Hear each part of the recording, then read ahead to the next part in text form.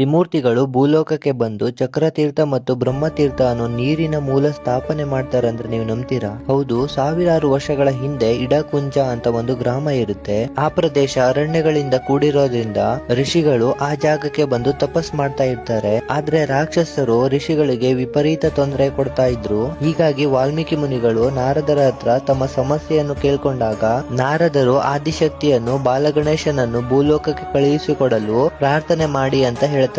ಆಗ ವಾಲ್ಮೀಕಿ ಮುನಿಗಳು ಆದಿಶಕ್ತಿಯನ್ನು ಒಲಿಸ್ಕೊಂಡು ಬಾಲಗಣೇಶನನ್ನು ರಾಕ್ಷಸರ ಸಂಹಾರಕ್ಕಾಗಿ ಭೂಲೋಕಕ್ಕೆ ಕಳುಹಿಸಿಕೊಡಲು ಕೇಳ್ತಾರೆ. ಆಗ ಗಣೇಶ ಆ ಇಡಕುಂಜ ಅನ್ನೋ ಪ್ರದೇಶದಲ್ಲಿ ಬಂದು ರಾಕ್ಷಸರ ವಧೆ ಮಾಡಿ ಅಲ್ಲಿ ನಿಲ್ಲಿಸ್ತಾನೆ. ಇಲ್ಲಿನ ವಿಶೇಷ ಏನಂದ್ರೆ ಗಣೇಶನಿಗೆ ದ್ವಿದಂತ ಇದೆ, ಮತ್ತೆ ಗಣೇಶನ ಉದರಕ್ಕೆ ಸರ್ಪ ಸುತ್ತಕೊಂಡಿಲ್ಲ. ಇದು ಕರ್ನಾಟಕದಲ್ಲೇ ಅತಿ ಪುರಾತನ ಗಣೇಶ ವಿಗ್ರಹ ಇರುವ ದೇವಸ್ಥಾನವಾಗಿದೆ. ಸುಮಾರು 2000 ವರ್ಷಗಳ ಹಿಂದೆ ಗಣೇಶ ಇಲ್ಲಿ ಬಂದು ನೆಲೆಸಿದನಂತ ಹೇಳ್ತಾರೆ. ಈಗ ಇದು ಉತ್ತರ ಕನ್ನಡದ ಹೊನ್ನಾವರದಲ್ಲಿ ಇಡಗುಂಜಿ ಅಂತ ಪ್ರಖ್ಯಾತವಾಗಿದೆ.